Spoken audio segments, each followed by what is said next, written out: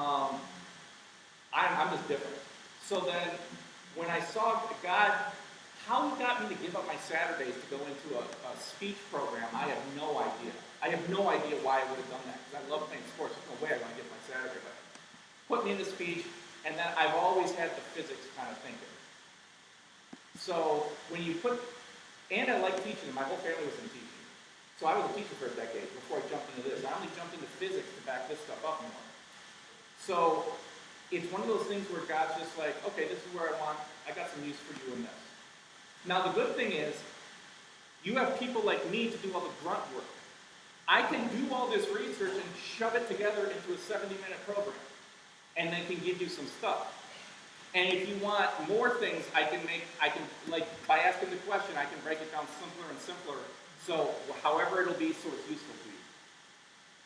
But anyone can have this evidence. My mom, like I said, was like totally the opposite gift of where I'm at. She now invites Mormons in and says, "Oh yeah, I'll listen to what you have to say, but you have to answer my questions too." And that's not like her. She's not into conflict or confrontation or anything like that. But she's got answers now, and she likes them.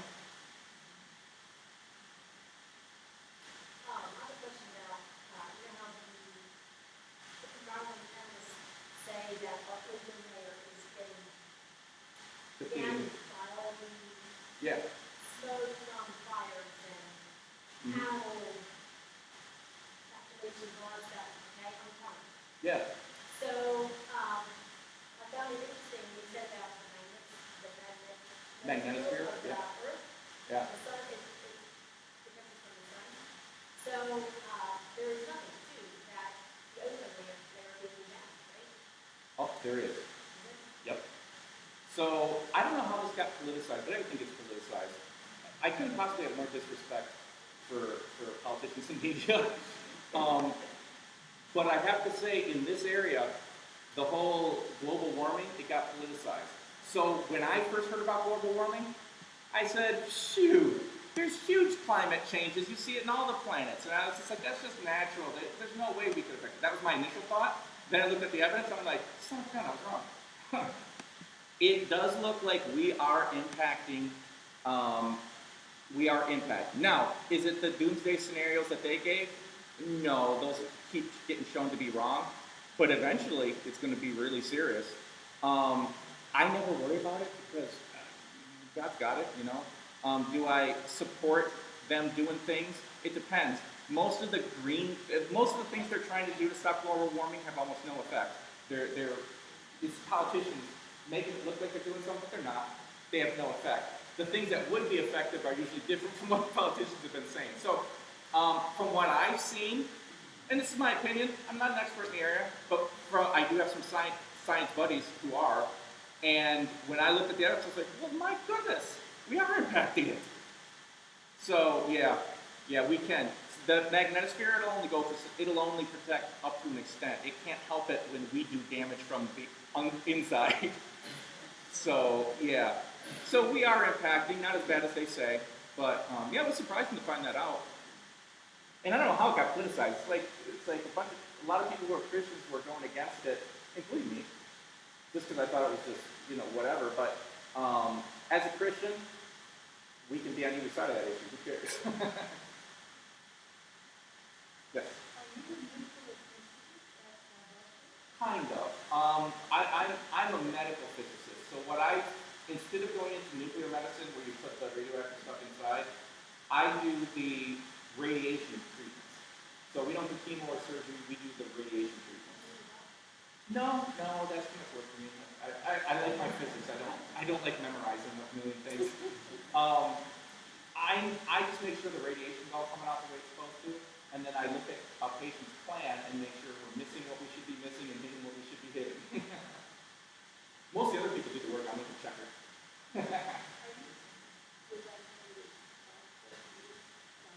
Yes, you got it. Thoughtfulbeliefs.org. And you can sign up in there. What I'm eventually going to get going when I have the time is I'll send something out weekly and monthly that either gives you some evidence for God or some answers to tough questions. Why would loving God allow pain? What about evolution? Those kind of things. Okay, you can hit someone here and then there.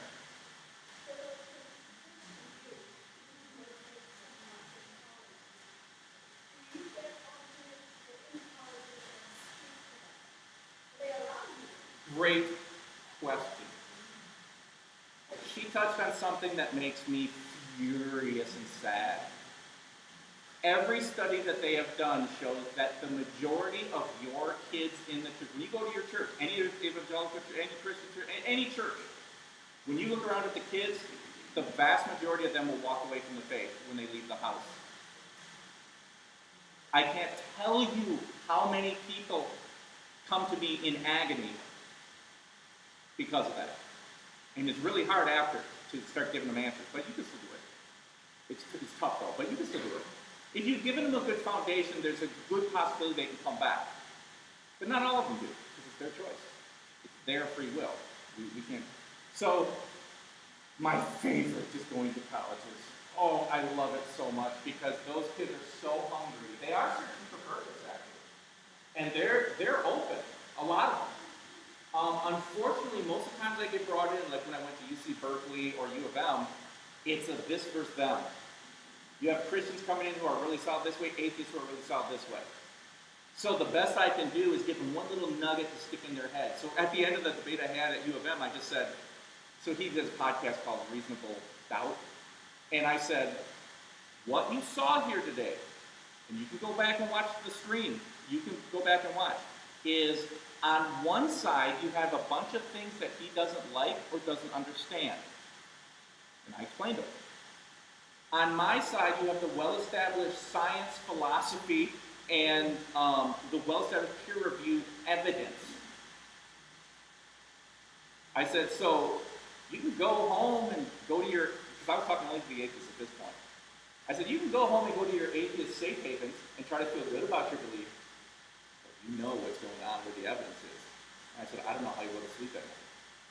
See what I did? I stuck this little itch in their brain that every time they're going to go to sleep for at least a little while, they're going to be thinking about that. And I said, and when you have only things you don't like or don't understand about God, which all of us should have, and then you got all the evidence here that's well established, peer reviewed, I don't know how you have anything but absolute doubt about what he's trying to sell you. So that's very confrontational, though. So at the end, since he got really exposed, a bunch of atheists were coming up and trying to get me with their questions, but it was great because then I just get to answer their questions with more good stuff. But it was competition, so there's not a lot of change happening. I want to get invited to colleges to just give a talk like this and then a huge Q&A afterwards. That is the most effective, but I'm not getting invited. It's scary. Usually it has to be a Christian. You have to have Christians in the college who have a Christian group who rent out a room, and they do that. And then they advertise it to the skeptics especially.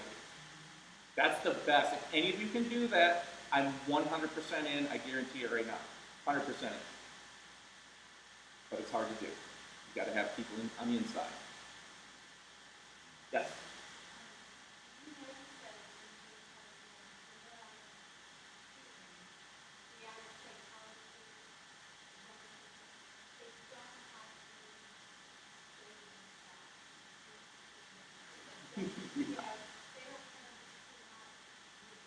Yes.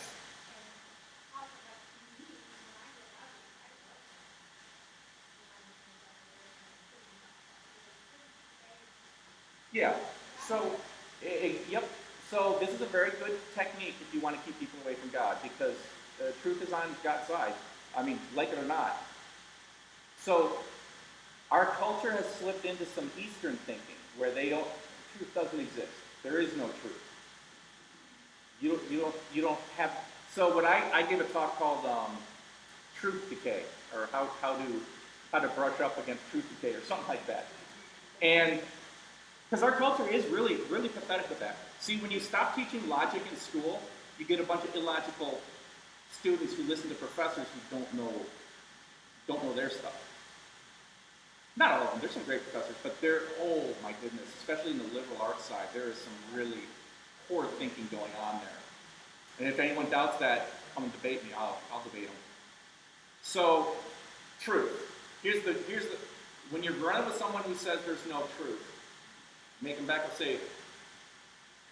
So if they say there's no truth, see, it's all their claims about truth. They kill themselves. There's no truth, then say, is that true? So there's no absolute truth, but is that absolutely true? You're making an absolute truth claim that there's no truth. You're illogical. Fix yourself. Do better. We can't know truth. How do you know? You see how all these things kill themselves? Here's the easiest way to remember to fight someone who doesn't have truth, doesn't believe in truth. If there's anything that's, well, just give them an example that we can all relate to. Let's say you're driving down a highway and the guy's he's going 70 in the 35, the police pulls him over, you're in court. Now, the judge says, well, we have you on camera, we have you on radar, we have you visually compared to all the other people driving, and the guy says, and we're going to pronounce sentence, do you have anything to say? Try using any of those stupid things that these kids are saying. Your Honor, there is no truth. You can't know truth. It's true for you, but not for me. Truth doesn't affect me, I'll do what I want. In all those cases, the judge is going to be like, no, there is truth. And now you're going to face consequences. Good question. Others? Any others? You guys are good questions. Good for you. What about evolution? Evolution, that's a very good one. So I'm going to hit that really quick. That's the multiverse. So the only way you can get around basically all the scientists are now saying this. If you don't want there to be a God, and this is actually an exact quote from one person, if you don't want there to be a God, there has to be a multiverse. That's the idea that there's other universes out there. They call them bubble universe or whatever. Well, Max Tegmark, he came up, there's 4 different levels. I have no problem with level 1, which isn't really multiverse, or level 2, but if you want to get away from the facts that I just gave you, you need like a type of multiverse where everything that is literally possible can and will happen out there somewhere. You literally have to believe, and they'll say this, that there is a person who is exactly like you, living the same life as you in every single way, except they're on a planet out there in some other universe somewhere and they're wearing a different color shirt right now. Or they're the opposite gender. Or they're blue. Actually, all of those are true. Somewhere out there. You have to believe that.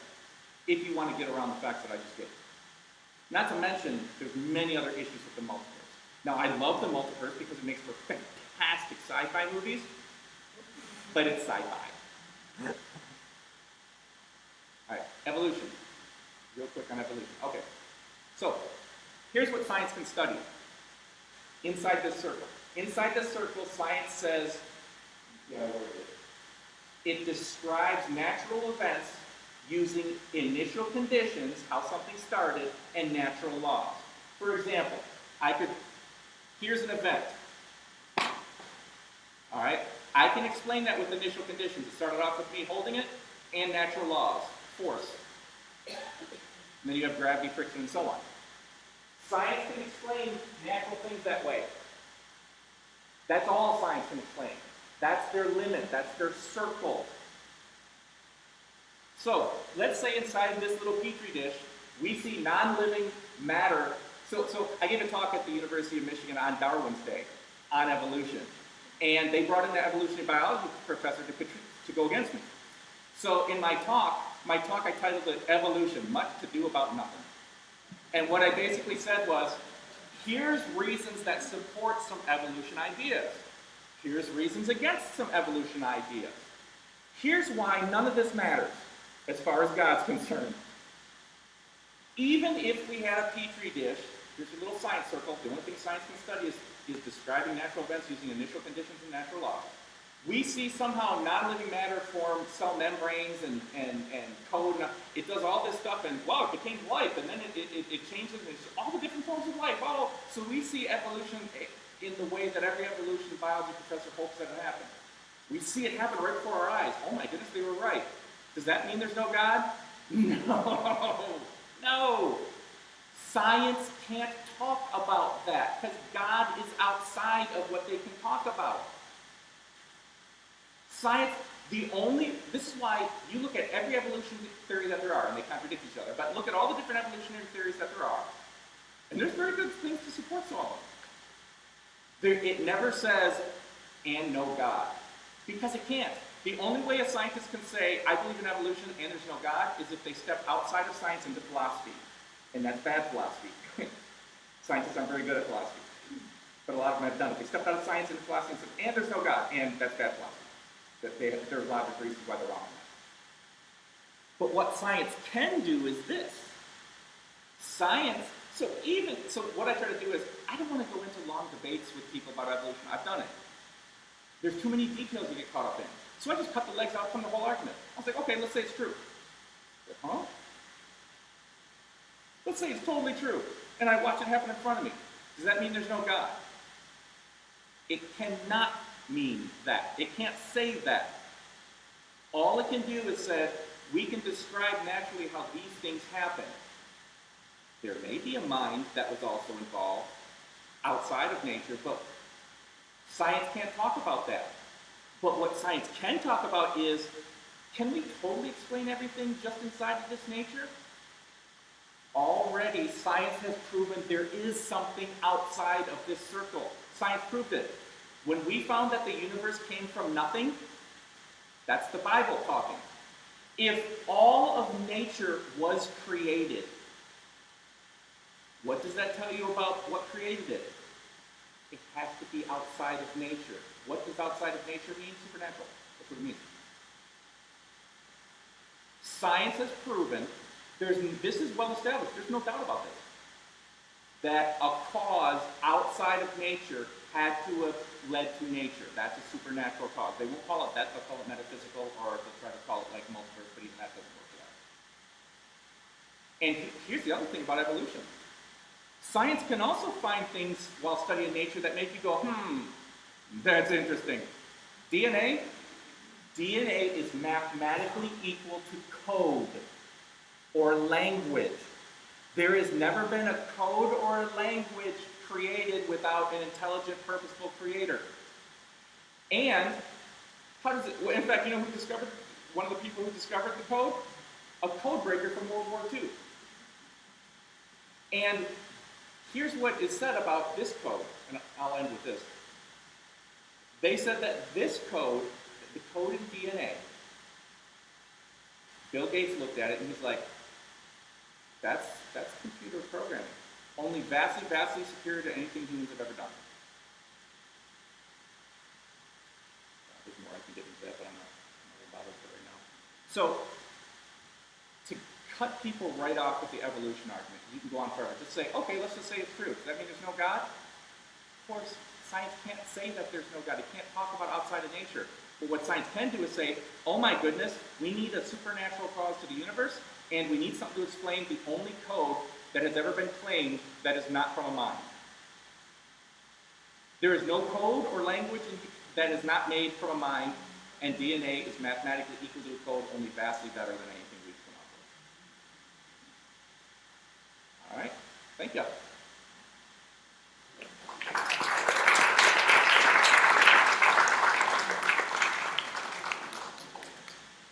I'd like to pray for you as we begin this year. And this is really a great ministry that we have, right? Because we're told to go and make disciples of all nations. And what a great opportunity. And on Sunday, our pastor shared these words from Acts, and I shared them with you with this slight modification. On Acts chapter 20, verse 22, 23, 24, now it says, compelled by the Spirit, I'm going to leave Bible Adventure or CIA, not knowing what will happen to me there. I only know that in every city the Holy Spirit warns me that prison and hardships are facing me.